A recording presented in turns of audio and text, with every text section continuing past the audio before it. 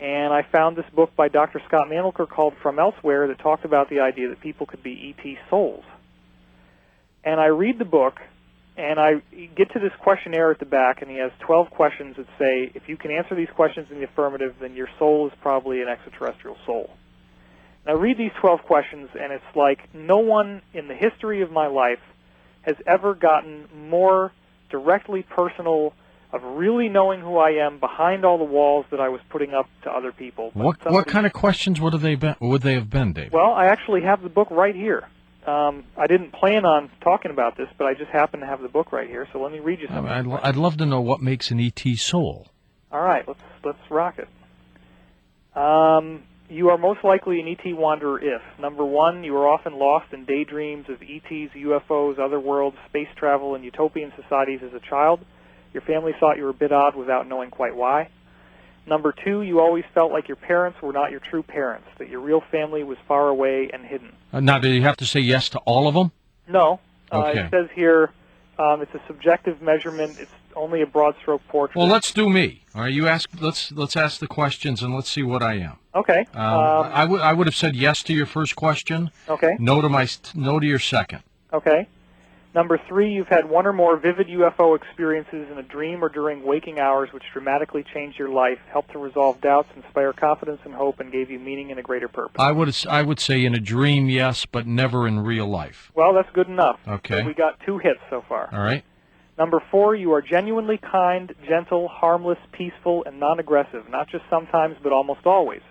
You're not much interested in money or possessions, so if someone must do without, it usually becomes you. This is your habitual self-sacrificing nature. I would say yes, unless I'm really pushed. If I saw someone being violent to someone, I would step in and be pretty darn violent myself. Well, check this out. The very next sentence says, acts of human cruelty, violence, and perpetual global warfare seem really strange, or shall we say alien to you. You just can't figure out all this anger, rage, and competition. True.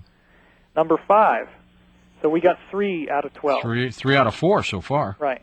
Well, 12 altogether is what we're going to have at the end, but right. We're just counting it up. Number 5, you have a hard time recognizing evil and trickery. Some people have called you naive, and they're right. When you do perceive genuine negativity in your midst, you recoil in horror, and you may feel shocked that, quote-unquote, some people would really do something like that. In a subtle way, you feel confused. Perhaps you vaguely sense having known a world that was free of this disharmony. I'd say yes. That's a tough one, but I'd go yes. Okay. So that's 4.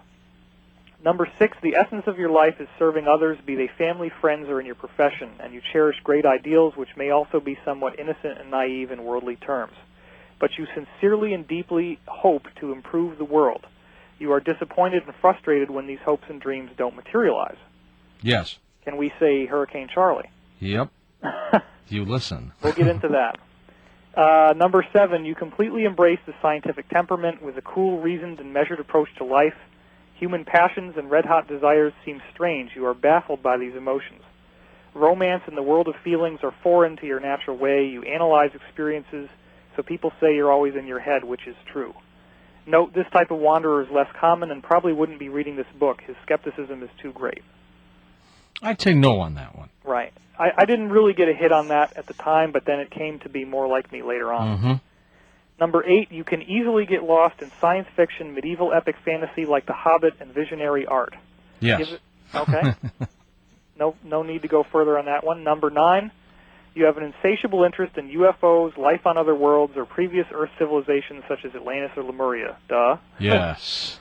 Number 10, you have a strong interest in mystic spirituality, Eastern and Western, both in theory and practice.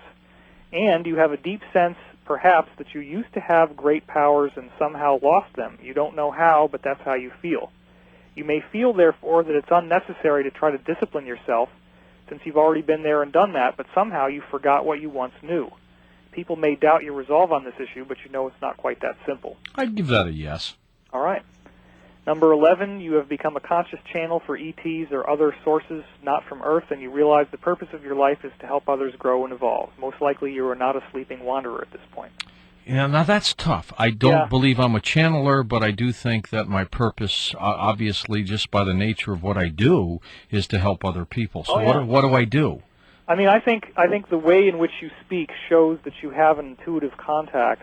I don't think that it's it's so formally developed to call it channeling. But I mean, should I put down yes then? Well, yeah. I mean, Richard, when he's on the air, you hear stuff tumble out of his mouth so fast, and you can hear that I'm a highly developed intuitive. I can speak at a rapid speed, but Richard is as good at it as I am. He just doesn't call it intuitive. Richard may be the best at it, dude. Yeah, he's amazing. I love working with Richard. Number 12. Number 12, you feel, and perhaps all your life have felt tremendously alienated and a sense that you don't quite fit in. Maybe you have hoped to be like other people, you have tried your best to look normal or feel normal, or imagine yourself to be like everyone else, but the bottom line is that you simply feel different and you always have. Nope, that's a no. That's a no. Okay. So I got 1, 2, 3, 4, 5, 6, 7, 8, 9 of them yes. What does this mean? Of course, I'll read what it says. Of course, the questionnaire is not exhaustive. Simply answering yes to any one point doesn't necessarily mean you're from elsewhere. Although some questions are pretty good indicators, there are no guarantees, and I assume no legal liability. Only you can determine whether or not you are an ET soul. In most cultures, external sources determine what's right and wrong, true and false. If you're seriously wondering whether or not you're a wanderer or an ET soul, don't expect support and fair hearing from other people. Many marriages are broken on the rocks of an ET announcement. Be careful to whom you turn for feedback and guidance. Some people are surely going to freak out or question your sanity. So basically, it's like the more hits you get on that list, the more likely it is to be. Right. And so I don't know if I am or not. But well, I would say that anybody who scores above a 4 or 5 is a pretty darn good likelihood. You really? Okay. Oh, yeah. And I mean, you got to understand, George, I work with these people all the time because the way that we set up the readings, you can only ask certain kinds of questions that directly relate to the evolution of mind, body, and spirit. And if people don't want to know that kind of stuff, we're not going to give them a reading.